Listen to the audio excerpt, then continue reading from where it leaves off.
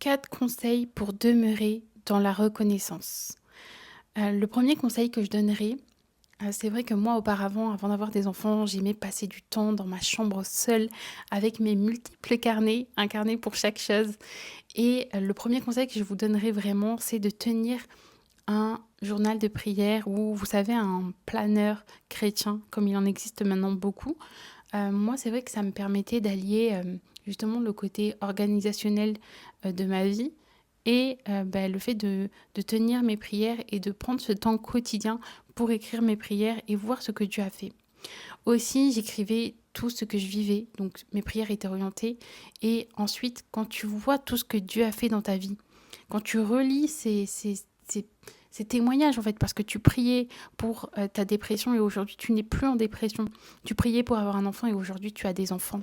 C'est ce genre de choses-là qui vous remet, quand vous relisez tout ça, dans une attitude de gratitude envers le Seigneur et de reconnaissance pour tout ce qu'il a déjà fait. Également, je crois qu'il est important de prendre ce temps avec Dieu, de lire sa parole tout simplement, de regarder des enseignements. Et vraiment, je crois que c'est un temps béni. Et aussi, la dernière chose que je pourrais dire, c'est apprendre à remercier Dieu avant de voir. Et dans le livre La puissance de la louange de Marlin Caroters, c'est vraiment un livre que j'aime beaucoup.